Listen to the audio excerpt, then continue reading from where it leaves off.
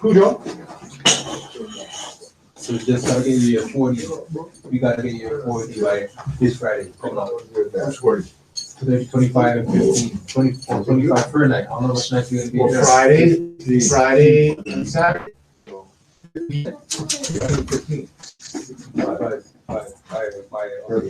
There's a lot more. Why not Friday? By Sunday. We'll get do a CMA class on Tuesday. Oh, And that's for our vernal equinox. That's for. Let's start on Moors, do our honors. Islam to all the Moors online. young ones, Yeah, come on, do the prayer.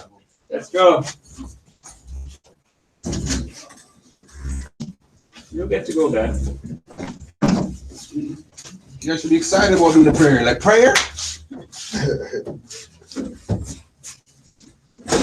From on the left to on the right. Allah, Father of the universe. Allah, the Father of the universe, Father of love. Father of love, Truth. truth, Peace. Freedom.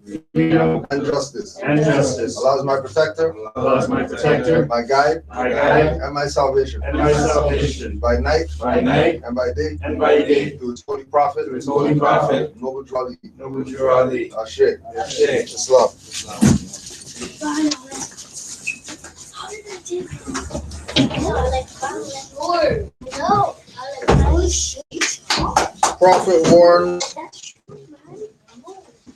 Prophet warns all Muslims, governors ordered to read properly La la la, at each meeting. boys. I hereby inform all members that must put an end to all radical, agitating speeches while at their work, in their homes, or on the streets. We are for peace and not destruction. Stop flashing your cards at Europeans. It causes confusion. Remember, your card is for your salvation. Failure to obey these orders will be of severe consequence. We are for love, truth, peace, freedom, and when these principles are violated, justice must then take its course. Any member or group of members who hold malicious feelings toward the temple or the prophet, or violate the divine covenant of the Moorish movement, will receive their reward from Allah for their unjust deeds. All true Moors will and must obey the law as laid down to them by their prophet. If they lose confidence in their prophet, they should turn in their card and button, cease wearing their turban and fez, and return to the state where I, the prophet, found you. This is a holy and divine movement founded by the prophet Noble Jali. And if the prophet is not right, the temple is not right. The prophet, therefore, is sending out a divine plea to all Moorish Americans that they do their part in protecting their prophet and the temple.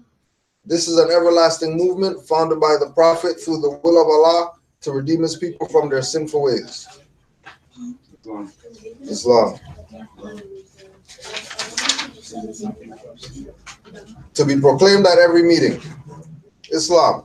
I am glad to know that I have a few faithful Moors among you all, and I desire for them to know the truth and the divine truth. There is a host of jealousy about me and the movement now by the same people on our side of the nation that claim I was only a joke and unreal.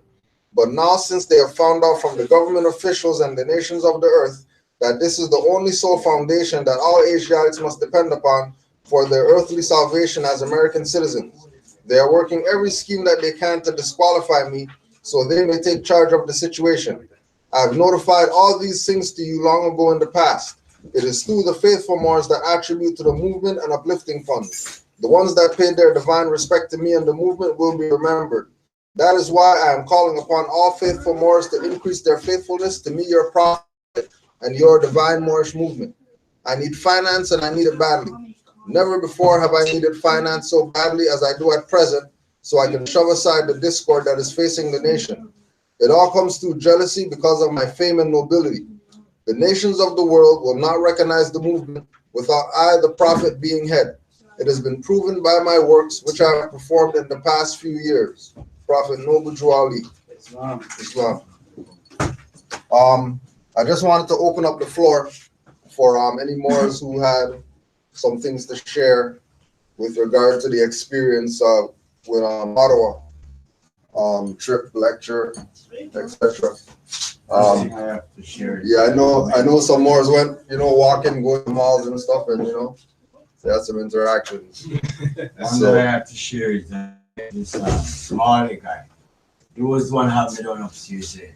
Remember? Oh yeah. Man, we were going at it, and he told me, bro, when I was going to school, my teacher wear one of those hats, those vests, and he said he was a Moor. And he also said their name been changed to like us. Yeah, They Somali. took the name, yeah, Somali. I never know that. He said they changed their name too. They don't have the right name, like I'm telling about us over here. Right. And he said they too, they don't have the name, their right name that they used to have. And he said his teacher was a Moor that wears one like that what I'm wearing. And he's over 50-something years old now. And he said that when he was going to school, his teacher was a Moor. That's something that I didn't know. Islam. Actually, we'll just to back that up. We're gonna be doing review of Othello's Children in the New World, chapter 3. Africans in Ancient and Early Americas, a Moorish Science Temple Interpretation. David Barrows, quote, America is not fully intelligible unless one has seen Barbary. The life of the larger part of the New World is full of arts, institutions, and terms of speech that have been brought from Africa by way of Spain.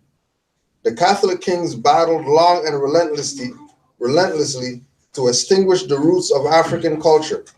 Yet Spanish civilization is a truly based on Africa, as Russia's civilization is based on Asia.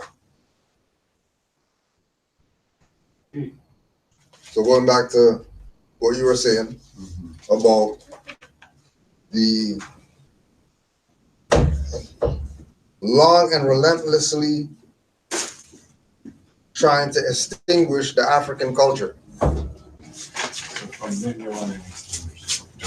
From time they've been trying to extinguish it. Right? So when we have what we're dealing with, when we have other people in other nations recognizing us by our culture that they know is, been destroyed, relentlessly extinguished. How is it that you guys figured out what's going on? How is it that you know?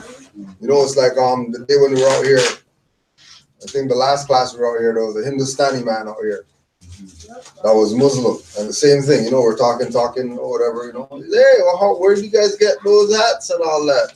We start telling them about, whatever, and then we brought up the Hindustan, and mouth dropped. Like, what? How do you know that that's called Hindustan? Because we study. We're not like these Negroes that you see out here, right? And as soon as we start talking a certain way, they realize, right? Yeah, there was a guy, we were leaving the mall, and this guy was like, hey, excuse me. I want to talk to you. Where do you get that? I'm from Turkey. And he said, Assalamu alaikum. And I said, okay, I'm not Shia, still Sufi, but still alaikum assalam. And then it was like, oh, okay, yeah, me too, I'm Sufi too. I guess he was just urgent to know why we had these headwear, that I know they were mistaken to be. I know he wasn't mistaken to be hats, but many would. And I was on the verge of leaving, and he just like grabbed my arm, like, yo, take out my number. Make sure. Don't lie. Let me see. I'm like, you call me a liar? Like, I'm asking guy, you call me a liar? I had your number, man. Like, don't, I'm gonna call you. I got his number. Called him. And he hasn't really gave much response to show that he's really interested still. Yeah. Responded, but his number is correct. Yeah, so regardless of what, people are, they want to know. Yeah. They really want to know. and they do whatever they gotta do in order for them to get this information, because the truth is coming on. No, it's here. It's been on now, but for them have eyes to see. Well, you had anything, Omar? With any experiences Ottawa, yeah.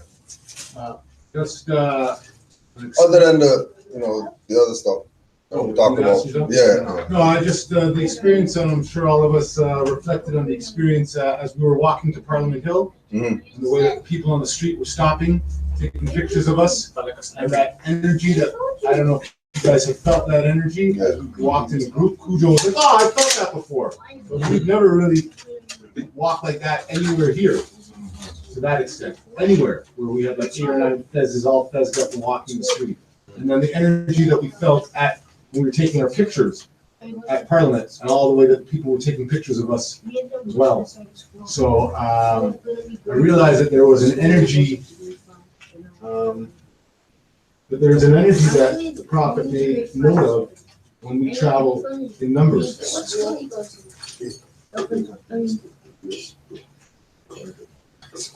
There's an energy that I feel is there when we travel in numbers, and that is something that we have discussed a little bit here that I want us to sort of follow up on as it gets a little warmer, and in terms of doing some events where, because there's that collective, that mob energy, or not that mob energy, that group energy that I think is very important.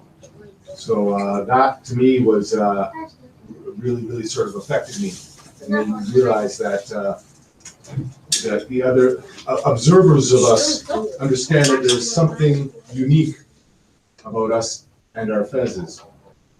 So that was one of the positive things, let's say, that I picked up from that. As well as I think the energy that we had with the Moor, who I guess the Rastafarian, right? Yes, yeah. When I saw him leaving, he had a really weird look on his face. Yeah. He looked sort of upset, but he looked driven when he left there. He was definitely driven because Alfonso, we talked to Alfonso about it after. Yeah. So the brother definitely picked up some keys, to try to help him along the stumble. Yeah, because knowing ourselves. So now he's gonna do some Right. research on this. Get some keys that only make sense to him. Exactly. And especially when I told him about the other brother there, the Nigerian. Yeah. So since you want to go to Africa, you talk to somebody. Talk to somebody.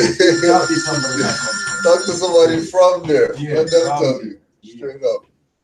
Yeah, what? I didn't go. I'm like, thank you guys for going, but I watched it maybe probably the same time. Yeah. And I was feeling the energy still. Like listening to Laura talk about going to the washroom and addressing the men about being nice, what they were nice and Yeah. even the Rastafarian, I kind of felt that too, but you covered it already. Omar covered it. But I kind of felt it like I was telling Drew on the way here. Like I'm feeling the 100 monkey syndrome. I don't know if anybody understands that. Explain. People who study probably know, right? It's an experiment that was done with one monkey far away from the other monkeys. Like they get this monkey to wash a potato, and somewhere far, other monkeys, 100 monkeys start washing potatoes there. Which these people didn't direct them to do it, but they're doing it. But so when you guys go out, and even if I'm not there, I'm in washing your potatoes. Yeah, I'm washing my potatoes. I kind of felt the energy by watching the one that you guys did before. Yeah. The same Rastaman there. He was there last year. Yeah. No, that was a different one. The one that was there this year? Same Yeah. Rastafari. It was a different one. Yeah. Tucker got banned. Tucker got banned. So I was happy that the Kofa was there from Ghana. Yeah. To really drive that point home. Yeah. So. And again, it goes back to that thing too of the Africans in ancient and early America, and that we look at Brother Kufu, Brother Lanre, people from over there. Who they came over here and they said, forget Nigerian and all that stuff. Like we're not that's not what it is. We know that there's fezzes in Nigeria. Now we know why they got feathers in Nigeria, because they're telling us a story about some type of priesthood of the Yoruba or whatever like that, when really that's Aboriginal culture. You know?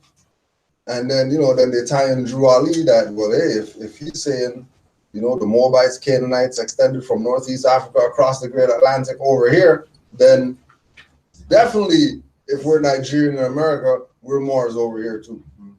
You know what I mean? You had any stuff from Otto? I was gonna say what English said too. Oh, How I felt like a celebrity. For real. Mm-hmm. Yeah. Yeah, it's a different vibe once you know. We already know from our review of Moorish origins that any evidence of an African presence in the Americas essentially indicates a Moorish presence. This is the postulate of any Moorish scientist. Since the beginnings of the Moorish science movement, the official literature has supported the view that Moors, in brackets Africans, were settled and trading with the Americas long before the voyage of Christopher Columbus. Western scholarship has typically argued that all American Indians had Bering Strait origins, but there are many scholarly sources which challenge that position. The revisiting of such facts and information actually reveals clear connections to African people in general and even Moors specifically. Such a review of evidence also raises questions about certain Indian identities, and the line between African and American Indian is often shown to be very thin. And we want to shout out Brother Jeremy Bay and Brother Jamal with the Rise of the Moors, when they addressed these people that are pushing this idea of they're not Moors, but they'll be Indian. Right? They're not going to tie themselves to their Moors because of whatever illusion that they want to go with as why they're not Moors. But they're gonna say that they're Indian. They'll connect themselves to that. They'll tie themselves to Indians. They'll tie themselves to Aboriginal. They'll tie themselves to Autochthonous. They'll tie themselves to, you know, Indigenous. When it comes to Moors, they won't even go there. Right? You know, it's funny you say that because you're talking about things appearing to be different. As you're talking, that's what I'm hearing, and that even reminds me when I'm there in Ottawa. When we was waiting in the building, waiting to more in than when we left to get the cars over there. Yeah. And then the sisters, they was there sitting and chatting and we was just ordering some like tea and stuff like that. And then one of the young ones, he was like, "Oh, minty, black." Castor, what? Here's sugar.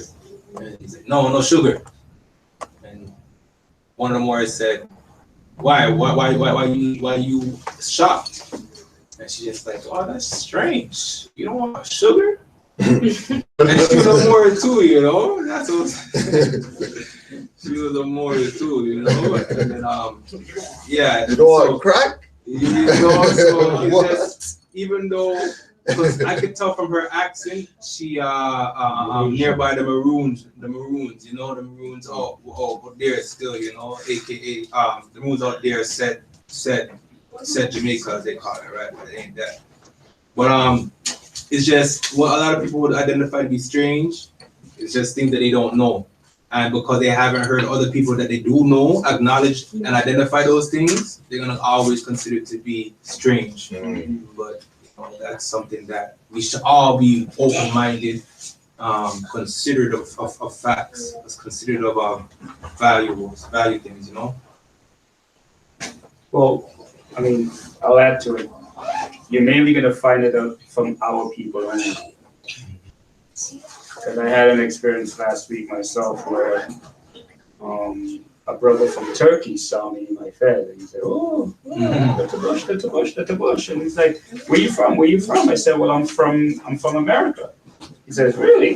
Which part?" "Oh," I said, "You can call it Central America." He says, "Yeah." So this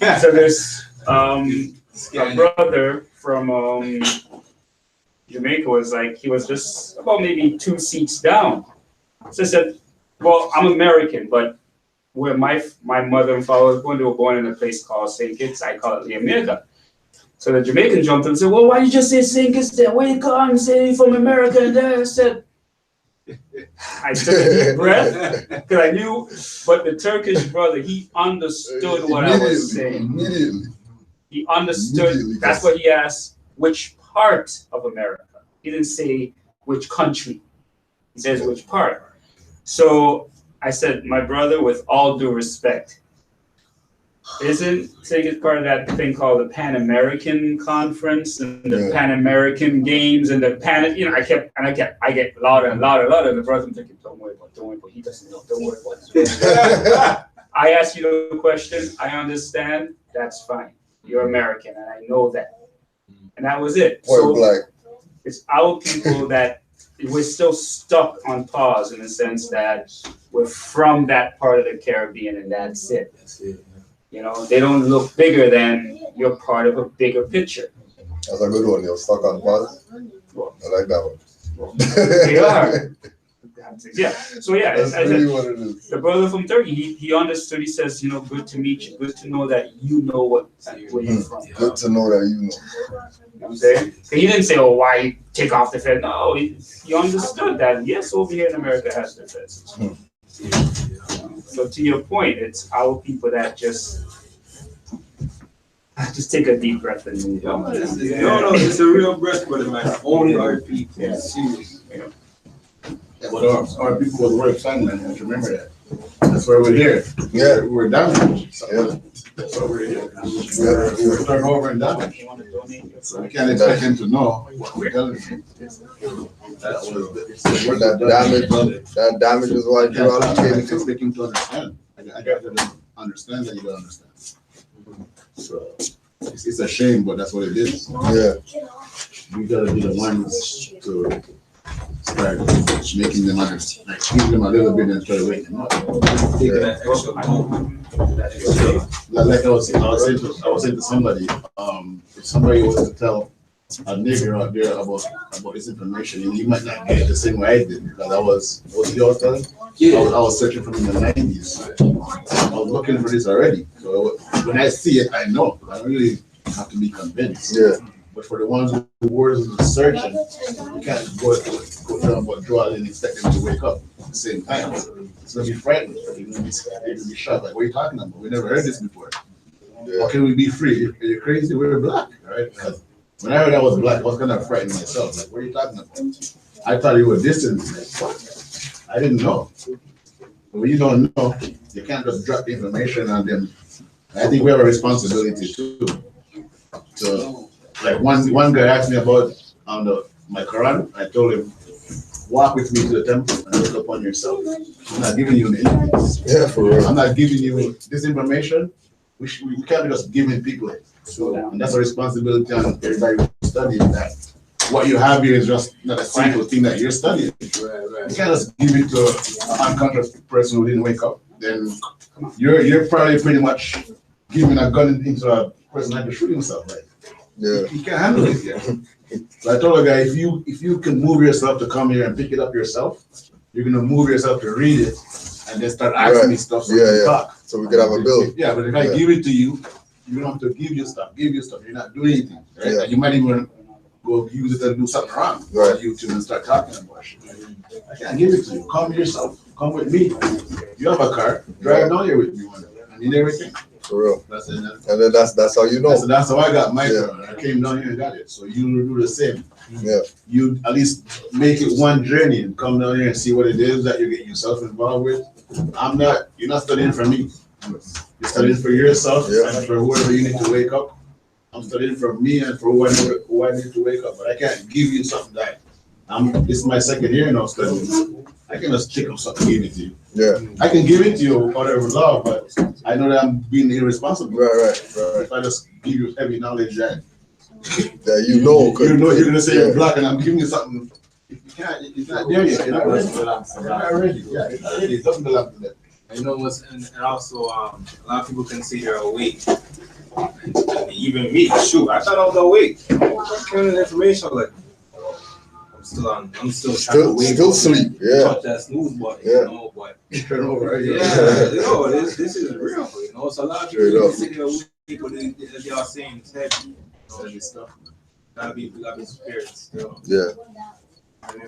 When you manipulate yourself through it, when you go through it, you see where it's like, man, it's not hard. It's like it's in you. It's like it's in you, but now you know to let it out of you. A lot of the things is like common sense too. Yeah. Common sense. Like, you know, that's why you know you have that in you from you were born, but it gets shattered. It gets shattered. True. You know, I'll say something like I've been saying to myself for the summer, I'm gonna wear my ties when I go to service and carry to renew my instruments, right? My health card and the instrument. I was just always thinking, man, what they're gonna say and shit like that. But like I told Drew, but I put my feather on the Thursday, you know, it was a Thursday, and I went in there and I just felt like a reverence. Like everybody in the line was quiet, people that's usually you go in there loud. You know, and I'm just there, you know, or people came in, people like me, they just being themselves, looking around and, you know, being in whatever. But there was a reverence. So I'm thinking, man, I'm just waiting to see what they're gonna ask me, what I'm wearing these things. Yes. So anyway, when I go up, there was an Oriental young girl. You know, she's like, just doing the stuff, sir, da da da, blah, blah, blah, blah, blah, blah. And I'm like, she did everything. And I'm like, are you gonna take the money? Because there's a charge to renew it, right? But she's so nice and sir, blah, blah, blah, you'll get it in 30 days, just use it. I'm like, so it's $90. Like, you want the money? But she was just being so humble. Yeah. And I never experienced that before. Like, I'm like, usually hurrying up, give me this. You know? It was nice and like a reverence. There was a calm in the whole building with the people, the customers coming to get served, and the people serving. When I was there, even when we put on our fest today, leaving in the house, me and my son coming through the door, there's like a 2 Jamaicans beside me, and there's a Muslim. They're Arabs or whatever, but they're Muslim, religion, right? They always look at us like that look that they always give us. Right? You guys are, they call it infidels, whatever. I'm here, whatever. Right? But when we start putting on these things, one time I see the head like through the garage, like. You know, usually this guy will smoke and look at me and just cut his eye. Do something. Not a pleasant look, put it that way. But now he's actually saying hi. How you doing? Good morning. Good morning, neighbor. I know what it means. He doesn't, like I told you, he doesn't know which sect. He doesn't know which sect I do. But he just knows that. He knows that I know. It was like when we went to the meeting. Yeah. And then they were talking about cause everybody had different colors, right? So Yeah, you guys know each other or we know we got it. We freaked them out with you that guys one, know man. each other? The meeting about the carding, the police carding. Freaked them out with that. I never get to go. I find out late in the evening. For real. I wanted with. So how that happened? What with that? Just the blacks doing their, complaining and stuff or whatever. You know, I see the text. I'm gonna keep it real. I see the text and I didn't read it. And then even it happened. I read. I was like, whoa, that's what happened. Yeah. I was like, damn. Yeah. You know, I mean, from a presence perspective, it was good because the people who ran it, we got to press palms with them. The justice who's heading the whole thing, to challenge this whole thing of the carding, we got to press hands with him, give him some documents and stuff like that, so it served its purpose as far as us just being there. But as far as the dialogue, it was just the Negro or whatever. Like we were saying how we took the law enforcement code of ethics there. and the law enforcement oath of honor. You guys And brought it there? yeah. Okay. Like I made copies of it, right? And given them out. And nobody never seen that before. Lawyers in there, you know what I mean? Community people in there, whatever. They're like, what is this? Like, what do you mean? What do you mean they have this? Even the justice. You know what I mean? You know? So the presence alone stirred up some things with some people, but you already know with our people, it's not like the people who already have nationality and birthrights in their mind. You know what I mean? You know, with our people, it's in one ear, one, oh yeah, cool hat and all that stuff. They go about their business after. Whereas, you know, we have, like we said with Ottawa, people are straight taking pictures. If they're taking a picture, that's for them to go print it out and then put it up somewhere or have it so they can refer to it at all times. You know what I mean? Pass this thing down to generations. 100 years later, somebody's going through the photo album like, where was this? Some of those people, you know, they're not even from here. Right. They're like, oh, Yeah, they're visiting too. Yeah. The first trip there, they're not even from there. I think they were taking pictures of us. They're stopping you, taking pictures. Wow. Yep. And even take our camera to take our Yeah. Yeah. 1858 work, The Origin of the North American Indians by John McIntosh. The Origin of the North American Indians by John McIntosh. The North American Indians are of Asiatic origin. McIntosh asserts that Shem's descendants were responsible for the peopling of most of North America, coming from places in Asia, such as China or Korea, spelled with a C. Of Ham, the third son of Noah, we have nothing to say, as his posterity are not considered to have anything to do with the early peopling of America, except in as much as refers to the claims of the Carthaginians at a very remote period. Suffice it to say now that Ham was the founder of almost all African nations and of the Philistines and Canaanites in Asia.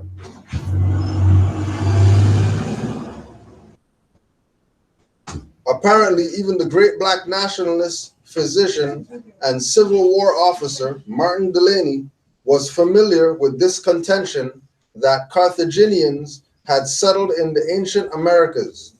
Delany wrote, "The continent of America, an asylum for all the various nations of the earth, among the earliest and most numerous class who found their way to the New World were those of the African race. And it is now ascertained to our mind, beyond a peradventure, that when the continent was discovered, there were found in Central America a tribe of the black race of fine-looking people, having characteristics of color and hair, identifying them originally of the African race, no doubt being a remnant of the Africans who, with the Carthaginian expedition, were adventurously cast upon the continent in their memorable excursion to the quote-unquote Great Island, after sailing many miles distant to the west of the Pillars of Hercules, Straits of Gibraltar."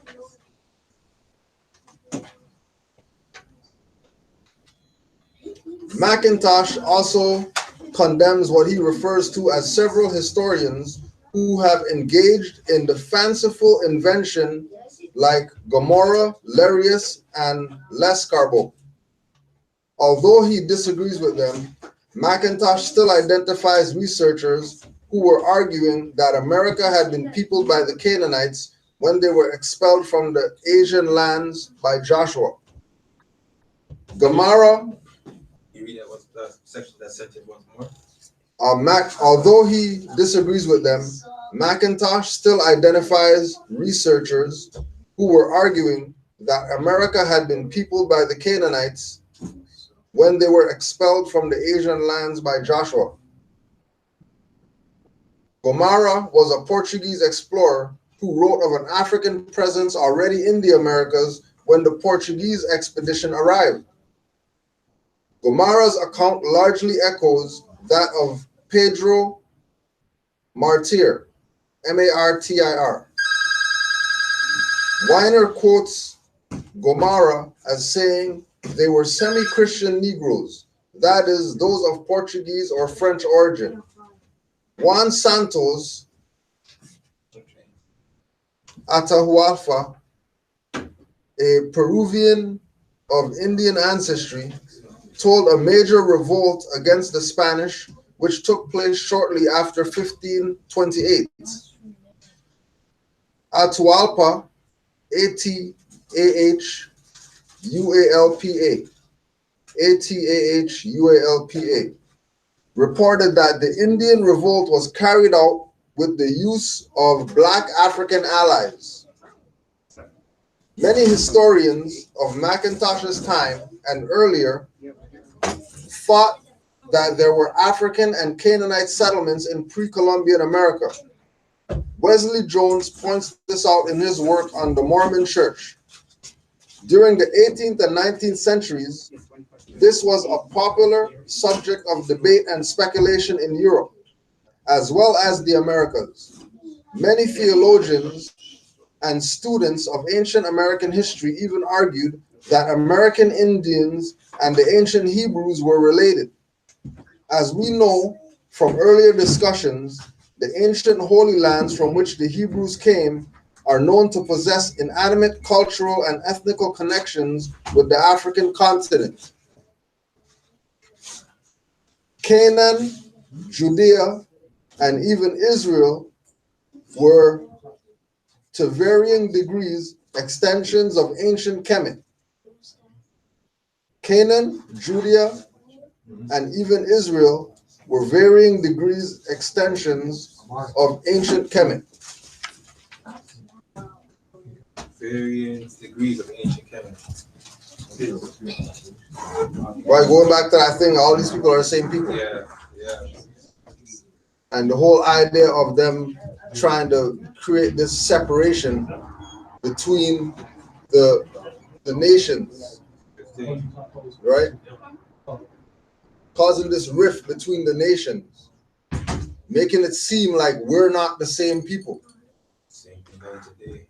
It's the same stuff that's going on. And then again, like we were saying earlier, are people the ones who's perpetuating that separation, that divide? Well, Kudus and Moors, I also kind of hear the same thing going on. Unaware, like if Moors ain't aware, like to the Moors that say, I hear Moors say all the time, they're saying Canada, Moors in Canada or some foolishness like that.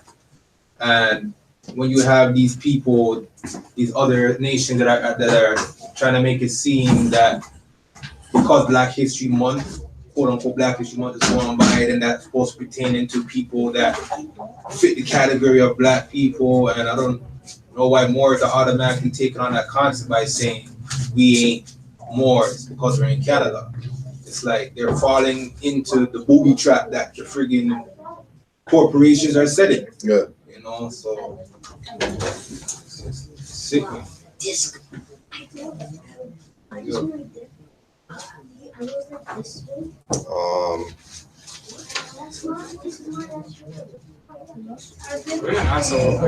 what are Mormons again? Because I heard that before.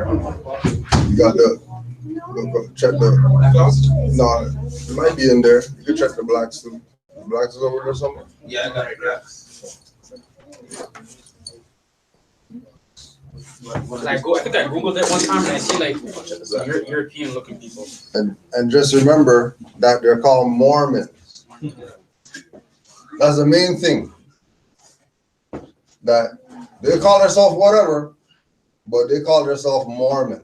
First time I heard the word Mormons was in a song with Jay-Z and Eminem called Renegade. Yeah. The Renegade or whatever. You remember how the line goes? Something about going to war with the Christians and something with Mormons. I don't remember exactly. Right. So, and also too, if If you haven't, you can go on Canaanland Moors. We did a Skype with Sister Tahida on the Mormon origins on the Canaanland Moors That's YouTube page. okay. Okay. Yeah. I found the definition still. So All right. Yeah, go ahead. it's kind of surprising here still. Mormon. Black's Law, 4th edition. A member of the Church of Jesus Christ of Latter-day Saints. The church was organized in 1830 at Seneca, New York, by Joseph Smith, and today its headquarters are in Salt Lake City, Utah. Right. So they're a branch of quote unquote Christians, but they don't play Jesus and all that type of stuff on the level like the quote unquote black Christians play around, whatever. They deal with their, adoption of Aboriginal Indigenous culture. And that these people don't have no jurisdiction over them in that sense. Yeah, the one here says a member of the Church of Jesus Christ of Latter-day Saints, founded in the U.S. in the 1830 by Joseph Smith, to see under Book of Mormon, of or pertaining to the Mormons of their religious system. The Mormon view of creation, named after Mormons said to have lived in the 4th century AD and to have written the Book of the Mormon. Just tell them more, move down from the door a little bit.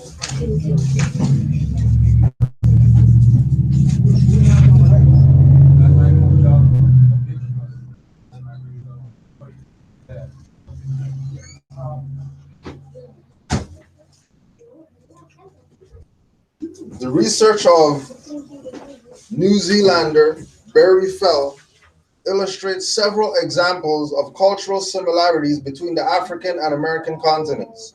He refers to an unusual similarity between the homes of the Southwest peoples, i.e. Pueblos, and those of Berbers of Morocco's Atlas Mountains.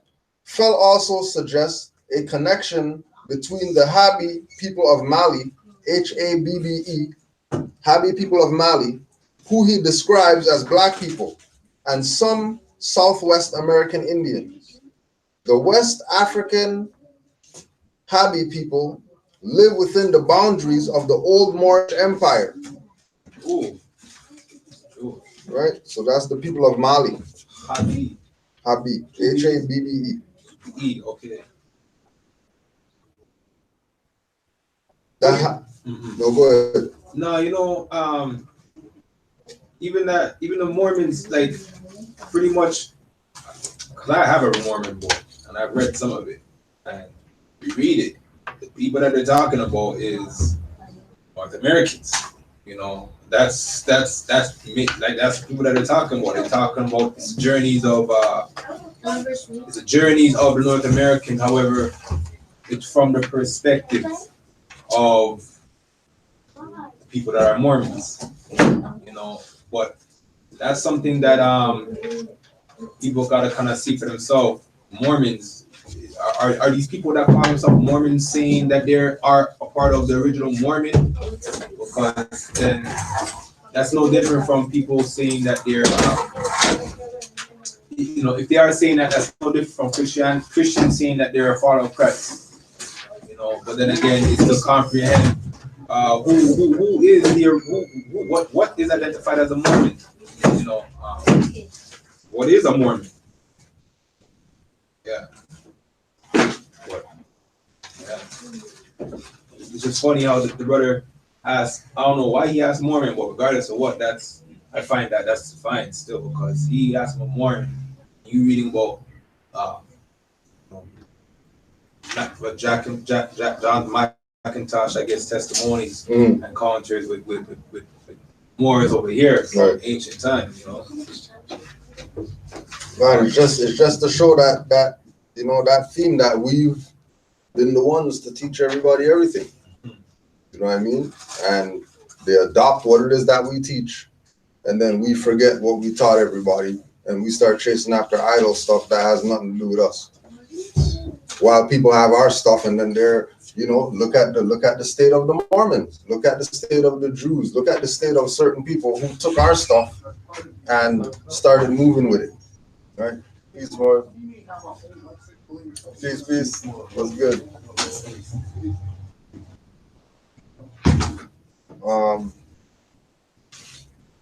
Fell also found that the Pima Indian people of the northwestern U.S. possessed a chant containing Arabic words. When first recorded in 1908 by a Smithsonian ethnological expedition among the Pima Smithsonian officials, designated it as gibberish, but Fell, a trained linguist, found that many of the words were Arabic in derivation. Overall, Fell found the existence of numerous Arabic words among several Southwest Indian people. Fell concluded, the Arabic-speaking Nevada people were well acquainted with mathematics as taught in Mediterranean Arab universities.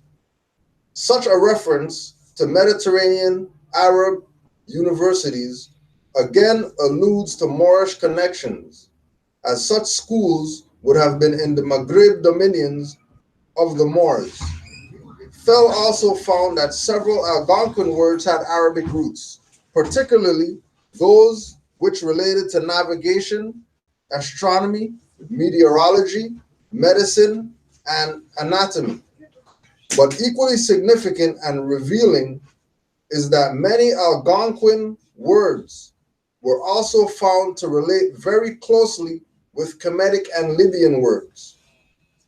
Right? All these are the same people that they're talking about the whole time. So he's saying that Arabic and Algonquin words relate to Arabic words? Yeah. Algonquin words. Several Algonquin words had Arabic roots. Right? Algonquin words had Arabic roots, particularly those which related to navigation, astronomy, meteorology, medicine, and anatomy. Wow. But equally significant and revealing is that many Algonquian words were also found closely with Kemetic and Libyan words. So Arabic, Kemetic, and Libyan were practiced by people on this side. Yo, that's what you have today? What? That's what you brought with you today? Yeah. What? That's the book we're reading today. Lawnmower. It was good. It's no joke. That's No joke. too, The only book he brought today, the book we're reading. In 1961, a Chinese professor named Hui Lin Li, Huilinli, presented a paper to the American Oriental Society. Li highlighted two geographical works of the Song dynasty, the Ling Wei Te Tai, or Ling Wei Te Ta, Lingwaita, Lingwaita, Lingwaita.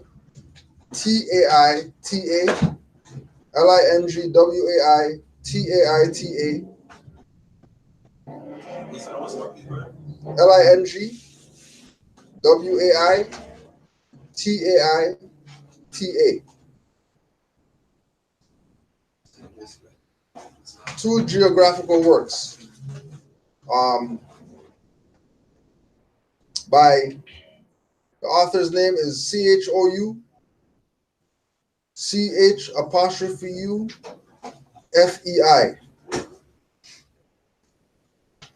CHOU FEI.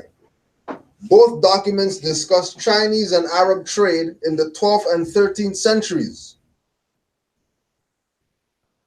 Both works specifically state that the Arabs went beyond the Atlantic coast of West Africa in ships with great cargo capacity.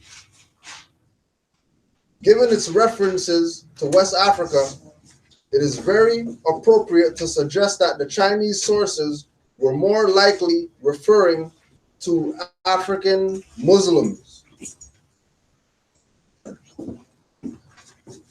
The Chinese sources were more likely referring to African Muslims.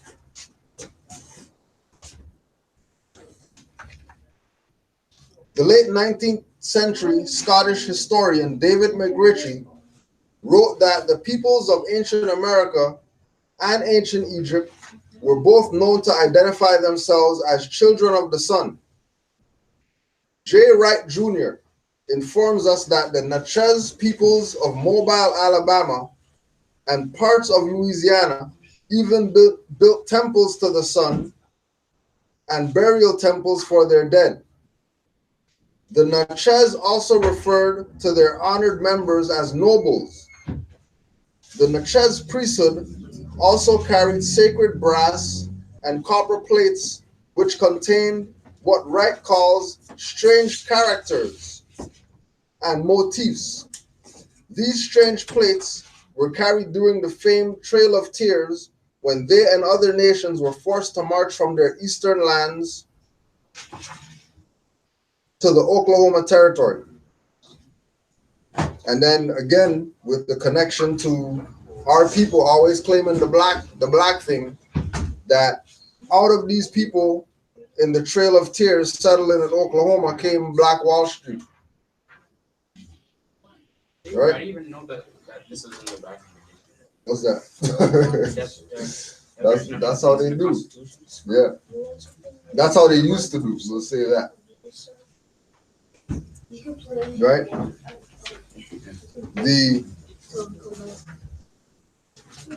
This idea that our people are just strictly African and that's it only is a myth. Like, our people are also Americans. And when we start doing, just like Dr. Jose Pimenta Bay did, going out and doing the research to find out about this connection to dark-skinned people being on this side, not just being over there, opens up a whole new thing now. That now we have to go into all that, because we thought, just like brother was saying, we thought we knew something because we knew that we're the ancient Egyptians and we built the pyramids and we had culture over there and so whatever. And then you start coming over here, you find out that, hold on a second, there was no separation between over here and over there. It was one connection. Watch your foot. There was one connection to these people. The modern people are the ones who create the separation, right? Just like they say with take all the prophets, put them in a room, they're gonna have a good time, because all of them know that it's the same stuff that they got. There ain't nothing between them. As soon as you start bringing the pastors and the whoever else is in there, now you start having this separation idea. This thing that, oh, well, those guys, they didn't get the right whatever because of whatever. But when you talk to the prophets themselves directly, same message, no questions asked. Right?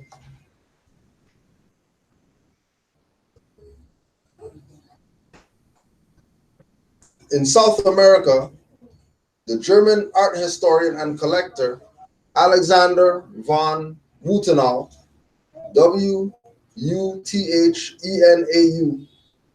describes a group of heads produced by Mixtec artists from the Oaxaca region of Mexico as Moorish looking.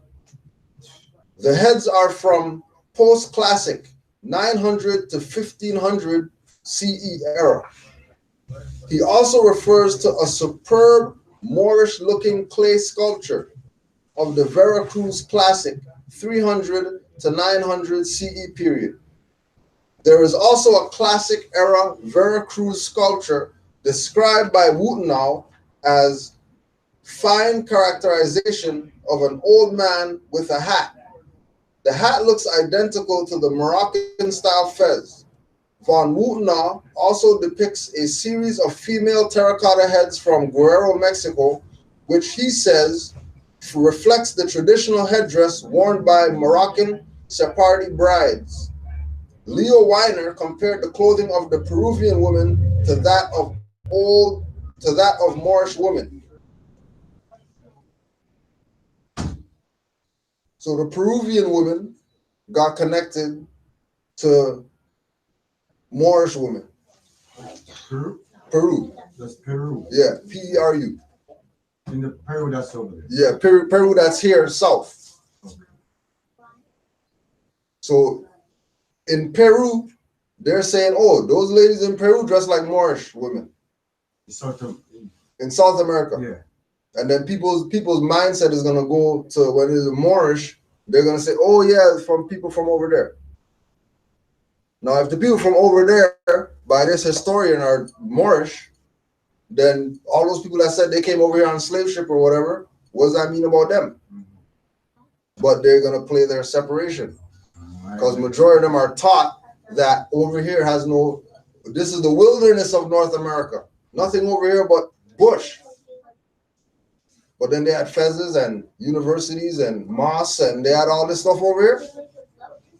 The same time that they had stuff over there, they had languages over here that people were speaking that are relative to languages over there. But the people over here had that language. They never brought it with them from over here. They were over here with that language already. Arabic, all these languages are already over here. Because when you go into the whole reconstruction of history, and then you start dealing with where all the stuff go from over here, that's when you realize why, Smithsonian's gonna have an African American museum, not an Indigenous museum. Because in the African American museum, they can talk the BS. They can hide the fact that these quote unquote African Americans are actually the natives. Right? They can hide the fact that the people who supposedly came over here on a slave ship, they're actually the natives over here. And then when you go into the history of Smithsonian, they themselves will tell you about stuff that they took and they dumped in the Atlantic Ocean.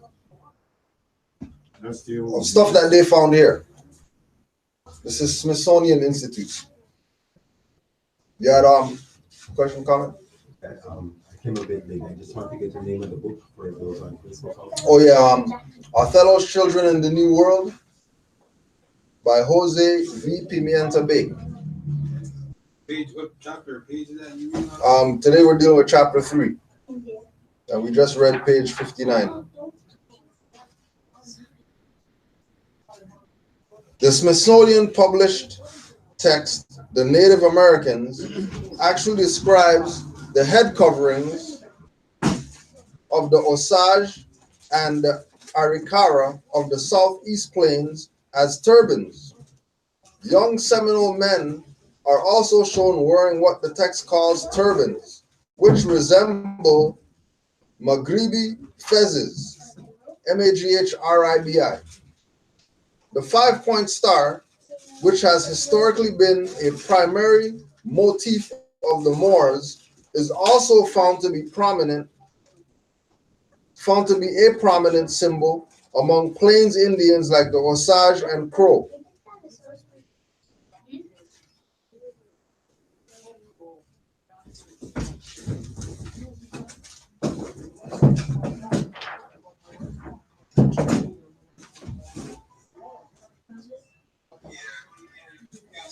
It should also be no surprise when we find that among Christopher Columbus' crew were Moorish conversos, Moriscos. Alonso Pinzon was the Pinta's captain during the first voyage, and his brother, Vicente Yanez Pinzon, was the Lina's captain. As Dr. Rue points out, Dr. M-R-O-U-E-H points out, the Pinzon family was related to the Abu Zayn Muhammad III, a Marinid Sultan of the Moorish Empire. Dr. Mrule's website provides a long list of Arabic sources which directly address the Moorish Muslim presence in pre-Columbian Americans. He refers to the famed Al-Sharif al-Idrisi, Al-Sharif al-Idrisi, the Moroccan-born geographer and cartographer.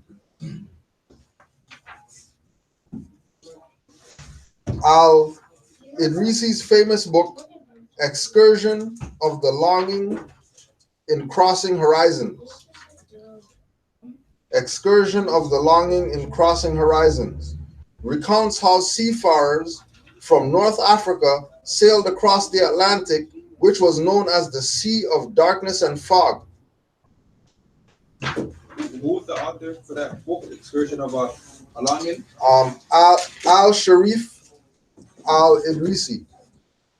Al-Sharif al-Idrisi.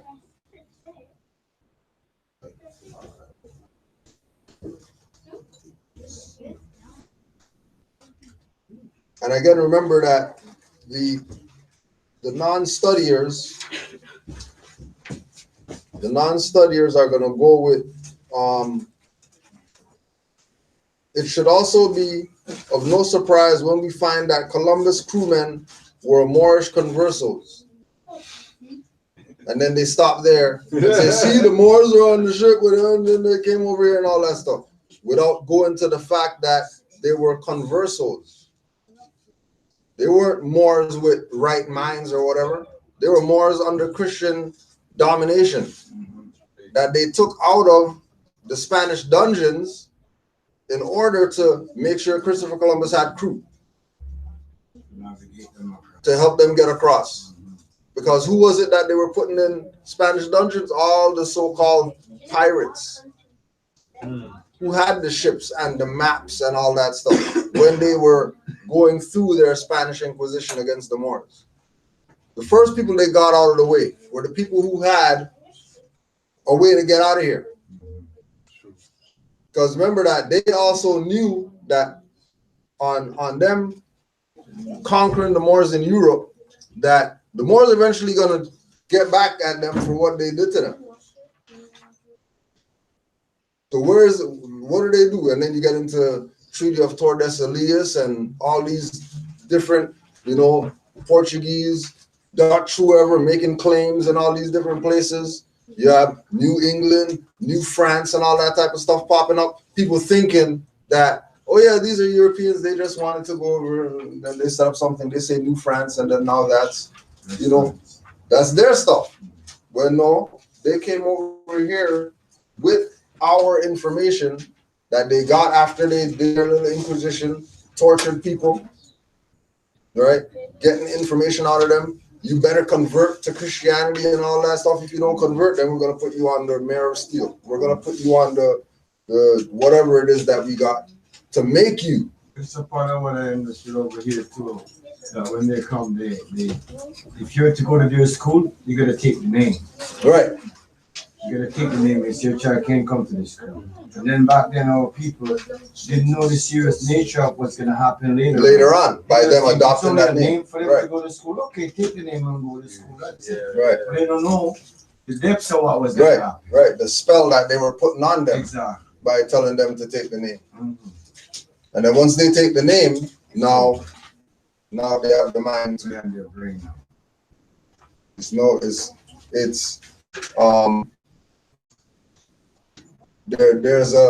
There's a cleverness of how they got us to be where we're at right now. Very. I mean, it wasn't just we don't like black people, so we're gonna just do whatever to them. And that cleverness that they put together is our people help them put it together. Exactly. I'm sure because they're not good enough to do that. Exactly. Our people. Just like with Marcus Garvey, when I was going to school, I only know that he was born in St. Anne. And now I realize his newspaper, when he was in the US, it could never come to Jamaica. That's why we never know anything. Yeah. It could never come there. But You know, I'm still. The more I look at this term Mormon, the more I hear what's going on.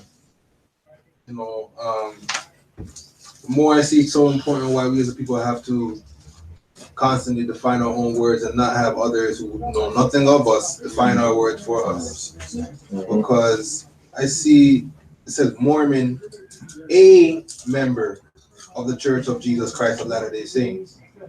So Mormons is a singular member of the Latter-day Saints. That means that the other members must be doing the exact same thing as what Mormons are doing under Mormons, or why they ain't there? Why ain't nobody know about it? You know? Oh yeah, I forgot there is Christianity and all those other days, all those other different denominations that they do it on from one of those umbrellas. You know, but even going back to the naming thing, when the children have to go to school, those were similar. Those were systems that were relative towards what some of the Mormons were doing towards the converts. The converts that they had that they had placed upon the Aboriginals. Right. But again, too, that remember whenever you talk about these so-called, you know, Christian orders, and they do stuff like this, or they say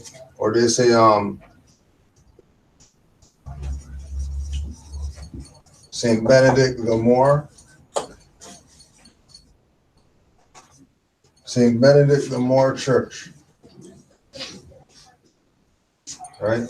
Saint Thomas the More, and they'll say More. They're letting you know that they're not dealing with this. If they have this, as soon as we think, oh yeah, they call themselves Mormon, and then we start going into Joseph Smith and all that type of stuff, you already lost. Because it ain't about no Joseph Smith and stuff like that if they're called Mormon. If they're saying, if they have like when we went to St. Benedict the Moor Church in Pittsburgh, and then at the top of the church they have a brother on the top of the church, then people can't go in their minds talking about, oh yeah, that's some church or whatever. As soon as they go there, they got them. The Mon and the Moor are pretty much the same word anyway. That too.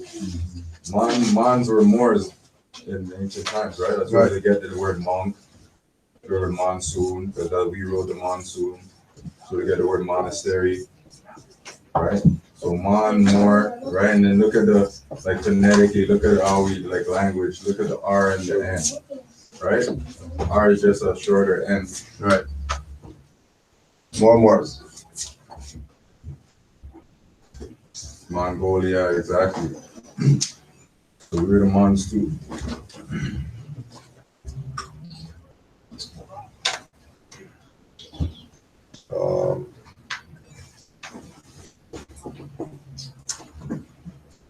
And those other Latter-day Saints surely look at the average of people as money, as profit. Going back on what the more stuff as money.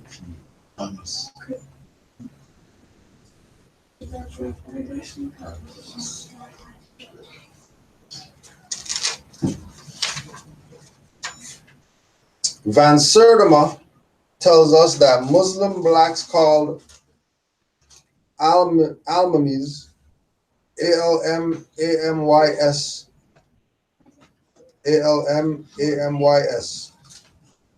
Almamis, were also known to have inhabited what is now Honduras prior to the arrival of the Spaniards. In 1623, Englishman Robert Harcourt reports on the friendly Indians of Moronia Moronia.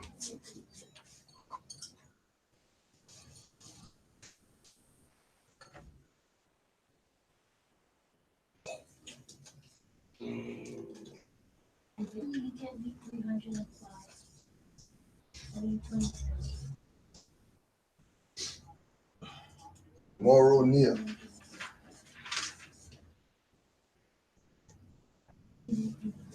Right, so there it is again.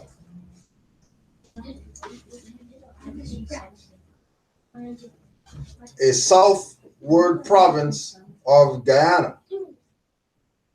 Harcourt described Egyptian-like pyramids among them. He reported that there stood a very high hill called Kalipuni, fashioned like a sugar loaf or a pyramid. Harcourt also said that these Indians counted time by moons. Van Woutenaar draws an important analogy between ancient Kemet and the Americas. It is interesting to note that the ancient migration myths of the Hopi Indians in North America contain a detailed description of the hollow stems of papyrus for the manufacture of seagoing crafts. Papyrus is, of course, historically associated with the Nile Valley of East Africa. While discussing a battle between Taharqa and his Israelite allies in 600 BCE against the Assyrians, Van Woutenaar's words imply that he saw no phenotypical or appreciable distinction between Nubians and Egyptians. He referred to Taharqa as Egyptian rather than the customary Nubian. However, Van Woutenaar does refer to some of his artifactual specimens with the spurless designate of white, but he admits that Semite is a relatively recent label, originally introduced in the 18th century by two German scholars, Schlosser and Eichhorn. Van Woutenaar uses the following diagram by a scholar named Potterson to better explain his use of the terms white and Semitic. The diagram appears in Potterson's 1928 work,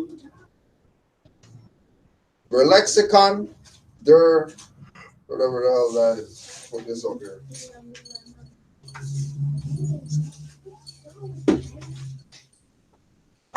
Where's Sheldon out when we need him?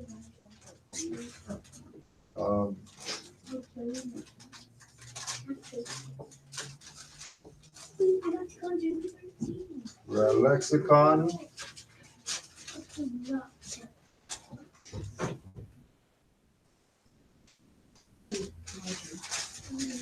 One word, huh? This is one word, and then that's VORES.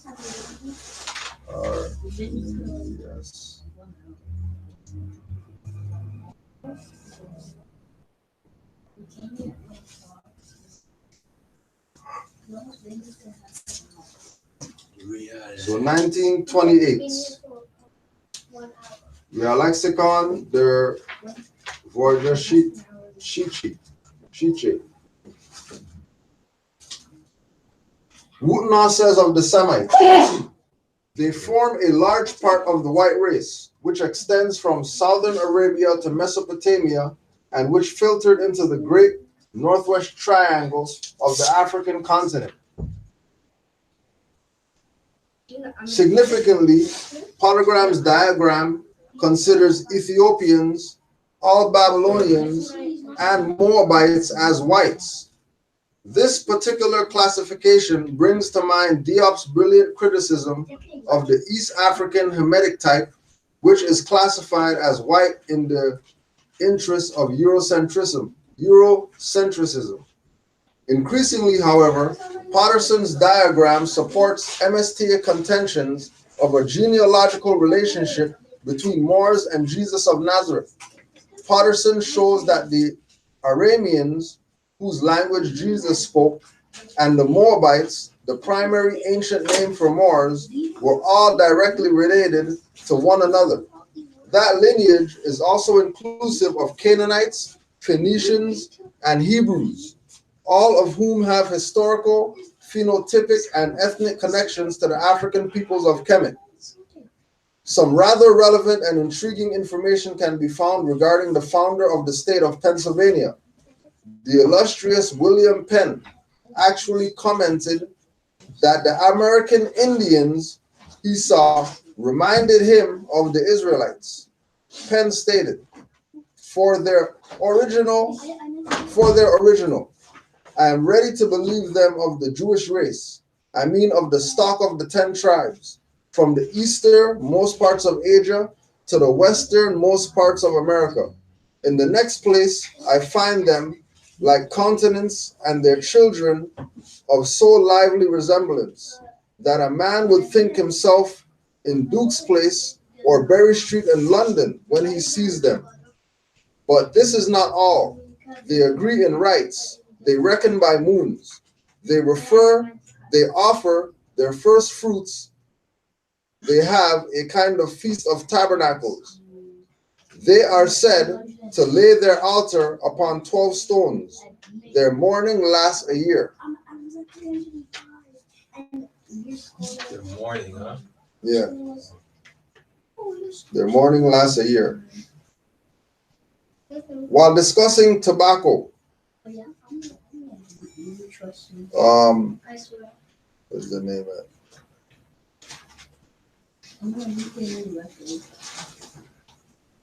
Africa and the discovery of America. Can't find the first name, but the author's name is Weiner. Africa and Discovery of America. Africa and the Discovery of America. By Weiner. All right, we're doing a look for it. All right. What is clearly implied is that the native Cubans spoke a Semitic language, closely related to the one of the 3 languages, Arabic, Chaldean, or Hebrew.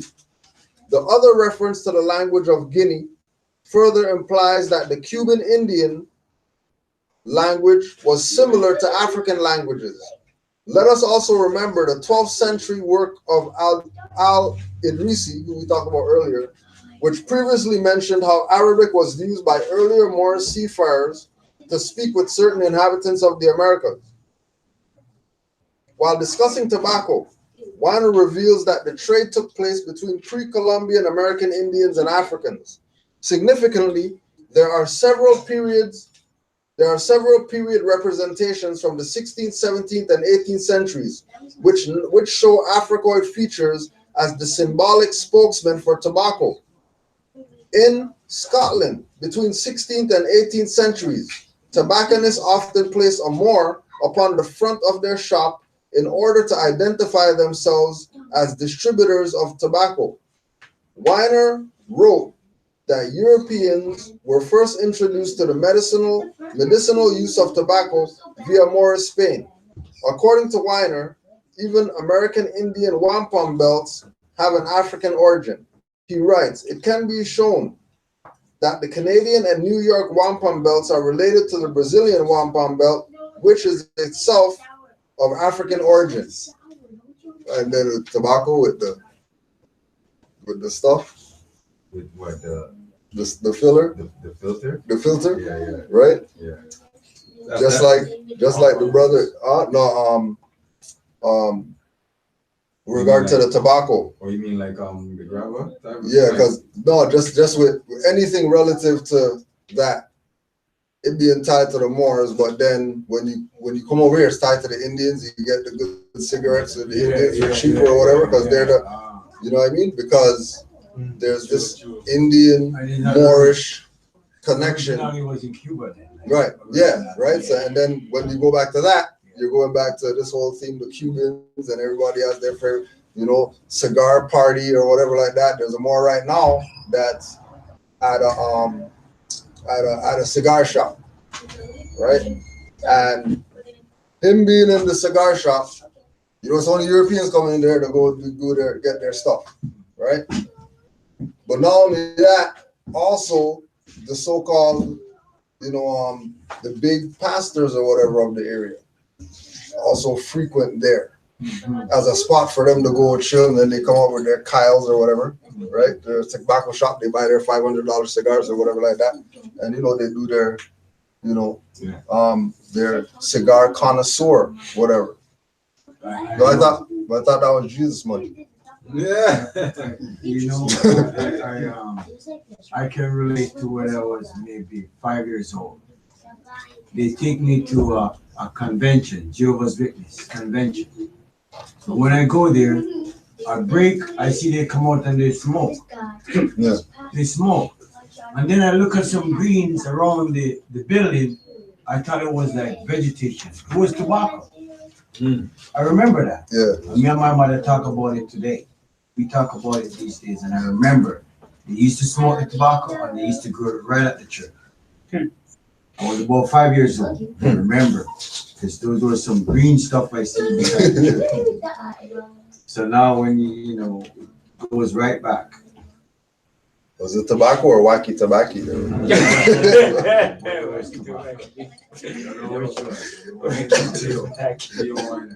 Huh? Oh yeah, Leo Weiner, yeah. Good thanks. Leo Weiner.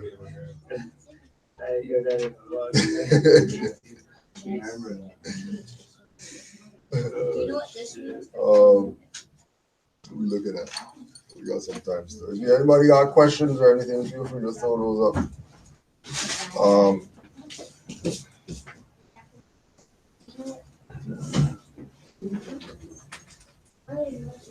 The presence of the titles El and Bey among both African and American Indian people is also significant, as they are both used by Moorish Science Temple Muslims. The Onondaga of the Iroquois nations use the title EEL as both a title and a family name. They say that the EEL clan sprung from the Seneca River. The EEL clan is known to be one of the principal lines of chiefs in the work of William Beauchamp. The name of a prominent Iroquois man, Sodus Bey, Sodus, phonetically corresponds with the Moorish title Bey. Although Sheikh Anta Diop doesn't present an etymological or historical origin for the name Bey, he does mention the presence of Bey being a clan in Senegal, West Africa. So if Senegal, West Africa has Beys, and a clan of Beys there, then what do these people talk about? They're not Moors that say they came from somewhere else on a slave ship. How is it that they're not tying themselves to this illustrious history? Diop says that Bey was one of the Kaurian dynastic clans who systematically refused to embrace the Islamic religion.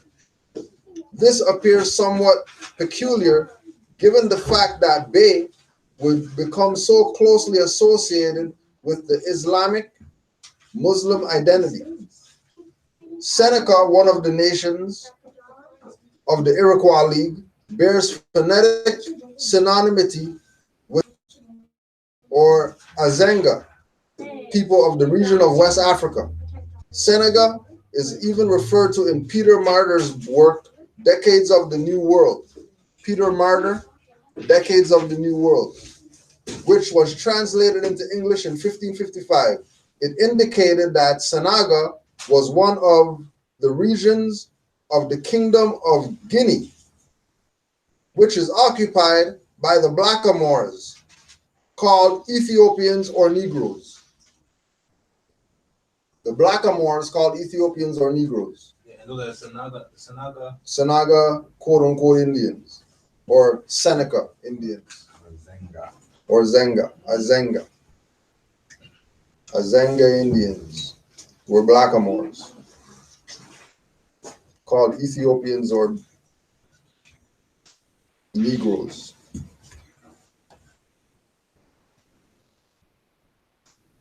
The most revealing book published in 1822 actually shows that Europeans, English speakers in particular, recognized and accepted that Africans could be referred to as Indians.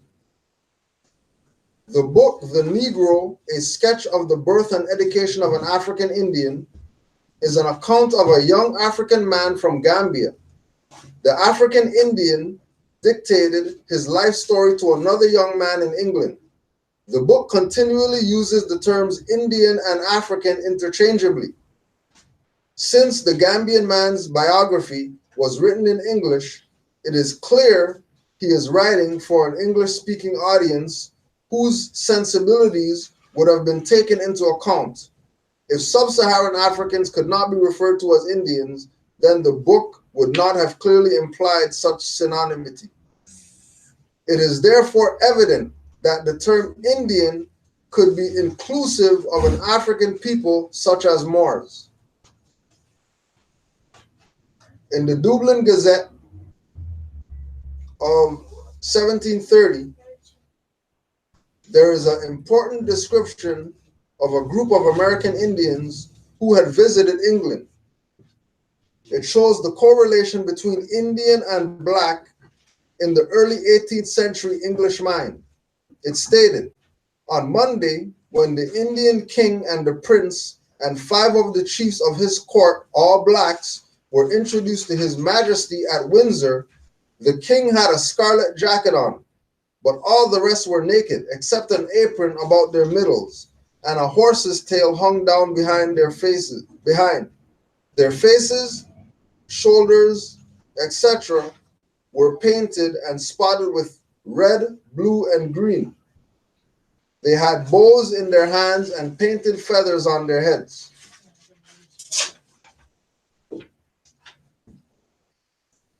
A Francis Moore, referred to in biographical sketches of loyalists of the American Revolution, is described as a native of America, of New York. Here, native seems to imply that he was an American Indian, and his New York home even suggests a connection to the Six Nations Iroquois League. The E-less spelling of the last name of Moore strongly suggests that either his phenotype or nationality indicated Moorish ancestral ties. The same may have been true of a Hosea Moore of Stillwater in Albany County, New York.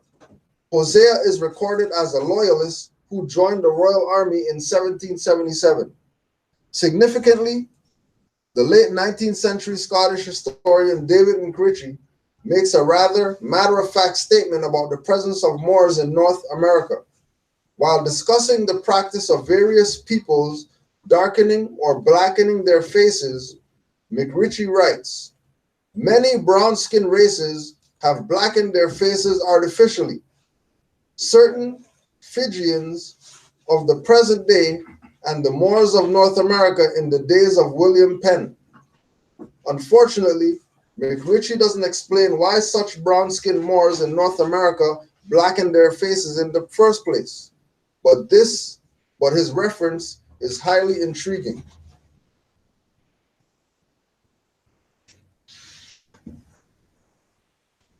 Reverend Eliezer Wheelock was the founder and director of a school whose name demands attention, Moors Indian Charity School. According to an original text published in 1811, the school was named for its major contributor, Joshua Moore, who donated money and a house in November 1763. But mysteriously, little information is given in any of the original sources about the school's generous namesake, Mr. Moore. Mr. Moore is simply referred to as a respectable farmer in Mansfield who made the first considerable donation to it. Students at Reverend Wheelock's school included members of the Iroquois League, Delaware, Narragansetts, Mohawks, and Mohegans. They were also independent English youth who initially attended and made up about half of the student population. But the school's records show that special attention was given to instructing Oneidas and Mohawks. Ralph Wheelock was Eliezer's brother and co-educator at the school. Ralph spoke of having several Indians handed over to him to be educated at the school. He spoke of 12 such educated Indians who returned home from the Congress, which had been held among the Six Nations.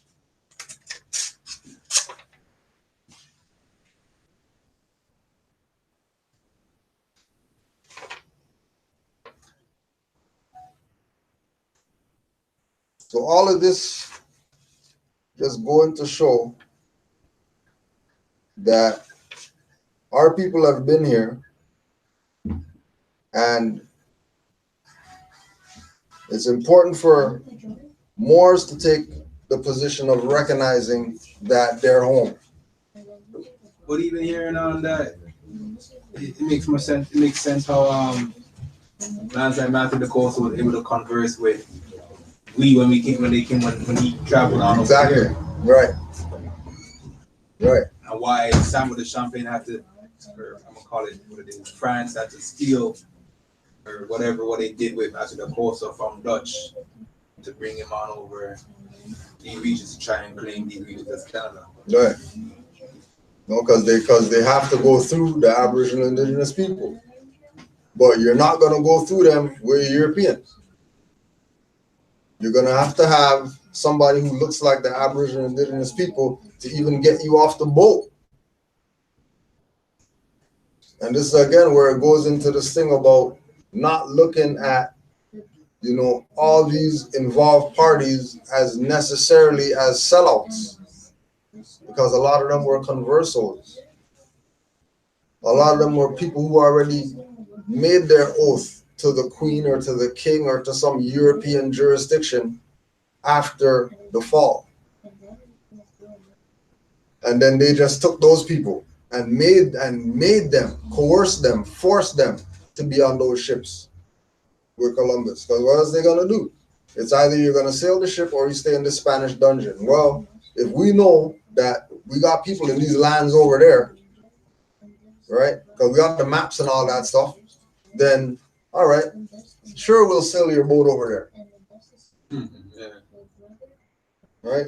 Because what are they doing? They're getting out of the Spanish dungeon. Ain't no different than somebody says somebody goes jail and they give them a deal or whatever. They're taking the deal, get out of jail. Like, why not? Even if they were innocent, but they can't prove it, so they just take the deal. Oh, that too is Right? It is serious. You just take the deal. Yeah. At least we get out of this dungeon. We go on a ship for how much ever months, you know. That's way better than being in the dungeon.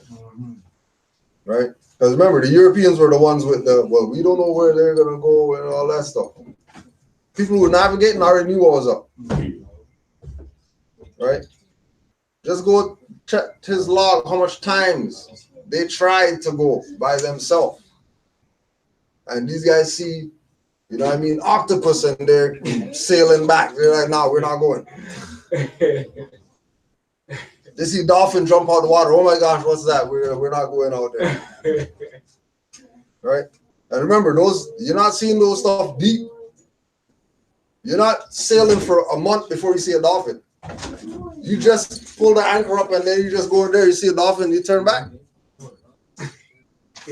Remember, these are people that never used to bathe. Right? Water. So never mind that water. Water. Think about it. Water had them terrified. Like, water had them terrified. You know? Right?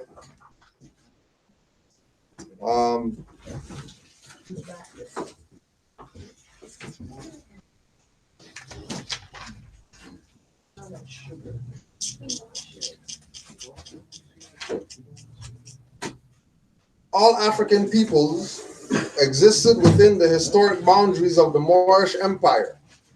At one time, they could all have been collectively classified as Moors.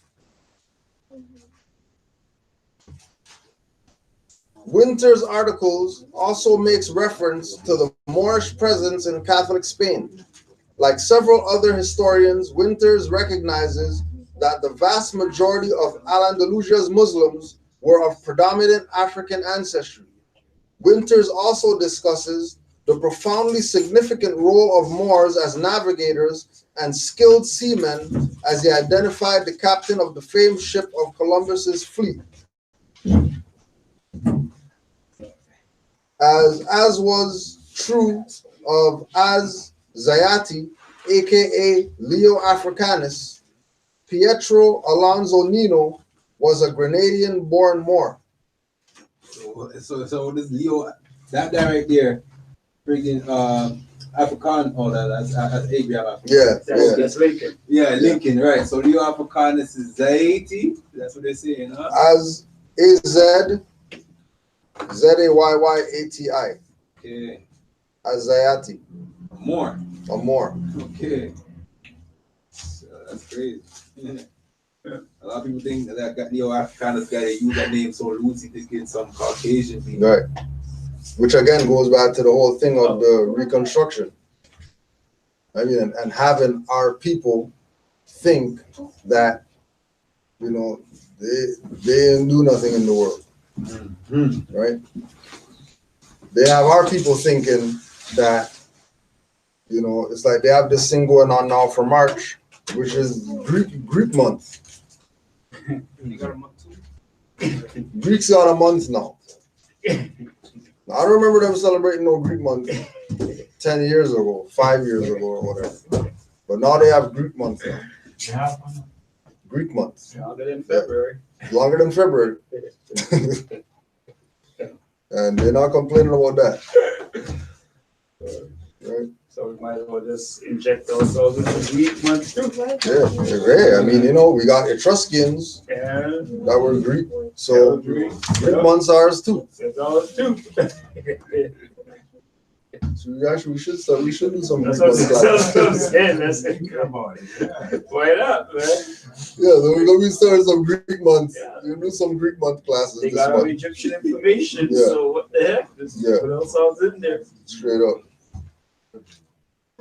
It is significant that all such ethnic groups mentioned occupied the historic boundaries of Moorish dominions. The connection to the Nanticoke is particularly relevant as this Delaware-based nation specifically asserts Moorish origins and has a sister nation known as the Moors. Winters also informs us about the African Muslim presence and influences upon Brazil. He states, in Rio de Janeiro, Muslims were called Alufas, A-L-U-F-A-S, while in the rest of Brazil, they were called Males, M-A-L-E-S. The term originated from the fact that the people who spread Islam in Africa were Mande speaking from the Empire of Mali. Besides, the Yoruba Muslims, who were the majority in Brazil, called themselves Imali, or people of Mali, thus M-A-L-E.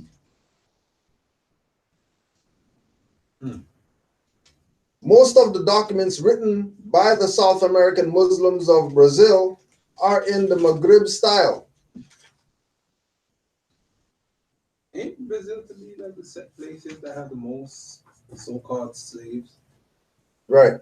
But But then there's all this information about more things in Brazil in that area. Right.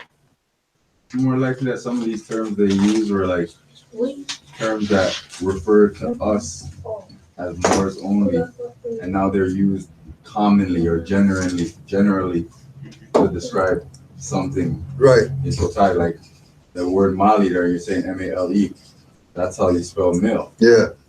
Right. Yeah. Yeah. So we were, I don't know if we were considered that, so now they just describe that a man or a full No, being. that's how you spell male and female. Exactly. So everybody's Malian, really. Exactly. If they go from that perspective, yeah. And then like in French or Italy, when they say amor or mi amor.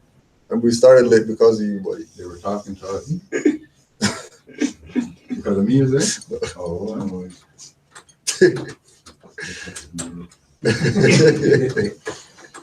Alright, so yeah, so certain words just correlate back to us. Even the word more, how we Yeah. use it generally today, and mean something of a greater amount. Right, it would have a specific thing prior, but it's still relative to the same. Yeah, it's still relative to the same. Greater. Straight. One thing we gotta plug before we close out, we gotta plug Brother Abdullah's book, Moors and Masonry. If you haven't got it yet, you could get at Brother Abdullah Bay, 215-300-5471, 215-300-5471, or etymology vocabulary at gmail.com. Right? For Moors and Canaanland, it's 60 notes. The actual book is 50 notes. The 10 boxes for us to get it printed, because Abdullah gave us rights to print it up. But whatever's printed, all the finance we send back to him. So it's 60 notes if you want to get your Moors and Masonry. Just put in your order, and we'll get that printed up. I think it's like $7 or something like that, 8 or something like that to print up. And then that's just due to the color paper. You're gonna get the color version, so when they print it, you'll have your color pictures and stuff in there. Any Montreal updates again, Omar? Montreal's next, the lecture is on the 17th at 5 p.m. Yeah, people that are interested in going, contact Mocha or myself. More than likely, people will have to arrange their own domicile and transportation. And the cutoff date for people wanting to go would be next Sunday's class. Yeah, that's that. All right. Do you have any updates? Oh yeah, put that up. Just wanna, just wanna say big ups to us, all Moors, because we keep, I won't say we keep proving, but it's just more or less what we keep doing is just making things more simpler for ourselves and making a lot of the information out there palatable. Now, a couple of months ago, I sent out a document to at least, 1 second. Oh, man, I should be prepared, but life goes on. I sent out a document to at least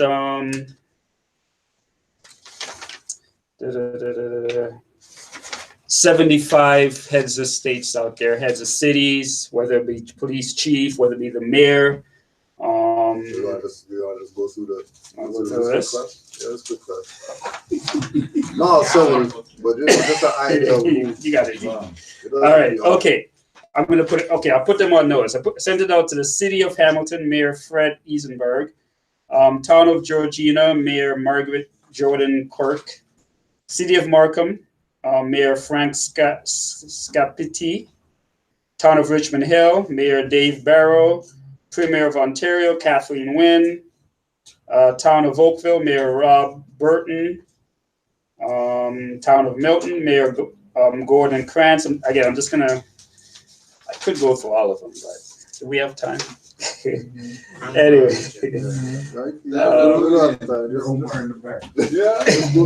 Just go to over. All right. Okay. Minister of Justice and Attorney General Jordan Wilson Rayburg. I sent it out to leader of the government in the House of Commons, Burdish Chaga, Canadian Human Rights Commission, Maria Claude Landry.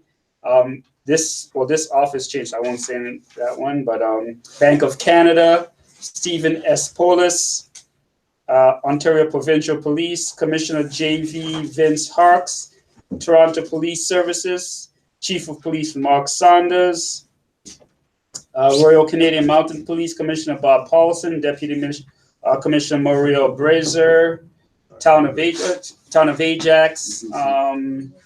Mayor Steve Parrish, Town of Uxbridge, Mayor Jerry Lynn O'Connor, Receiver General of Canada, Judy M. Fortier, and again, mostly of Canada Revenue Agency, actually Diane Lee, something, Lee, I don't know. And one of the most important one that I sent it out to was the Diocese of Toronto, Archbishop Colin Johnson. Now, I sent this out to, and the way we sent it out was we sent it out with our postage. In other words, You did it virtually or? Get a return. No. Like a return envelope for it. That's no, to get a return mail, no, we didn't get it. We didn't get any. So you have it, 75 copies? 75? Mhm. More than that. I'm just reading out a couple right now, but I sent it out, as you could see how it was sent out, where, all right. And You put a line to that one? well, what happened, one couple of them got sent back to us because the address either changed or whatever. Okay. This week, I received, well, not I, but we received a confirmation, I'm gonna put it up, from one of the, okay, so from one of the CCs that we sent out, right? Confirmation is this, so it's stated February 28, 2018. This is coming from Toronto, Office of the Mayor. And it reads, Amari Sizwe Bay, Secretary, the Moorish National Republic, 2533A Eglinton Avenue West, Toronto, Ontario, M6M 1T2, Canada. It states, Dear Amari, subject, acknowledgement of your correspondence, mail item number M20180251. Thank you for your mail to the Office of Mayor John Tory. This is to confirm that we received your mail and it will be read and reviewed. Yours truly, Mayor's Administration. Doesn't have much on the paper, but it says a lot. What it's saying, obviously, is that what we have been doing, we've been getting pushback, but what we've been doing is significance in the sense that we are following our tenets that we're supposed to be following. In terms of paying for mail, we're not supposed to be. Sending it to each ourselves, we're not supposed to be. And that's our status that we're supposed to be following and upholding. So what I'm going to do is I'm going to get a copy of this. I'm going to send it out to everyone. This is just show you confirmation that if you do send off your mail and they say, no, we're not allowed to accept that, there's proof. You know what I'm saying? Like without any other stamps or anything? Without any other stamps or anything. Yeah, that's a lot. That's said, even on their reply, just from putting acknowledgement or recognition in the subject alone. Mhm. You know, that's a big. I look at that as a big thing, because me reading like that, it's like, okay, yeah, you know what, we recognize it said. Yeah. No, I mean, again, in terms of some of us, we want to send documents out and we want to get a confirmation that it was sent. Now, if it doesn't get returned back to you, like as a return to sender, either being wrong address or incomplete address or whatever, if it doesn't get sent back to you for those terms, then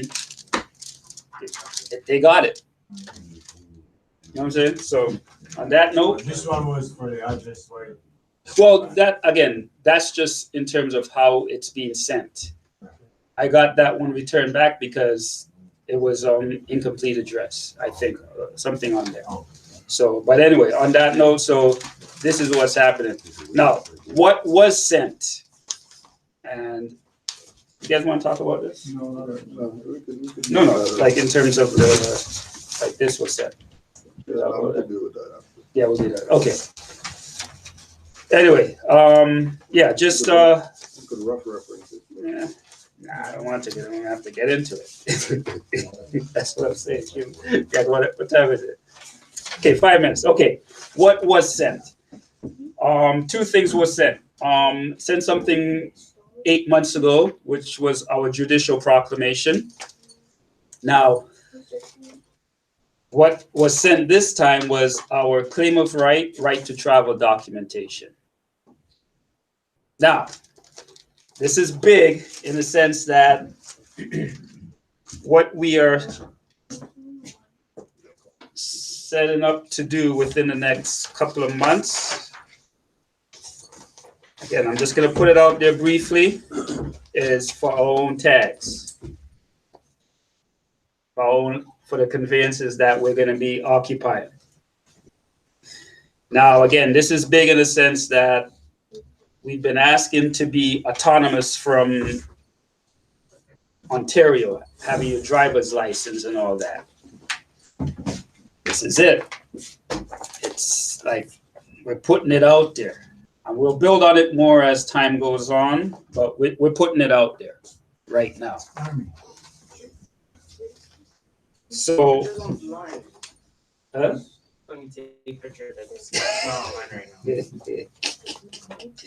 So we're putting it out there. So it's been sent out. They have confirmation that they've received it.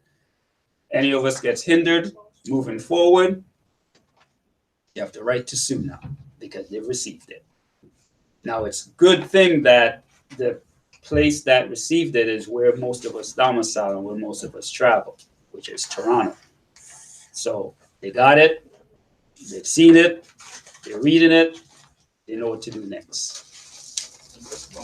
All right. Islam.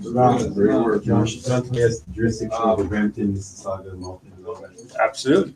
Oh, yeah. Okay. Didn't know that. Everybody got it. I know it's a greater Toronto area, but I'm just confirming that. It's GTA. Yeah, they have, They got it. those jurisdictions have their own mayor, They but got it. everybody's under Toronto. Because We're just send it to wherever in Ottawa. Why would we have to send it to each independent place? Because Well- Ottawa's the capital of Canada. You send it to Ottawa. Because you can't trust them to spread the word. even though it's notice to sender. Yeah, Even though knows the agent, knows principal knows the agent. We're not leaving it in their hands. we're not leaving it to them Yeah. to say they're gonna tell whoever else. We'll just tell them ourselves. And Yes. Straight up. that way, but at least we know we told them, opposed to hoping that, somebody else told them. So yeah, so that'll be it. We'll get our close out. Don't forget, next week we'll be here again. Then the week after that, we're gonna be in Montreal. Islam to all the Moors online.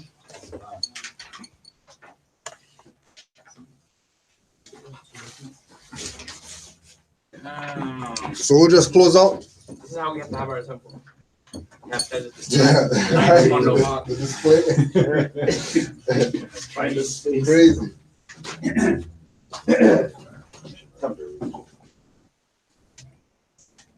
Thanks for the knowledge. Yeah, Fam. you know. Father on the left, two on the right.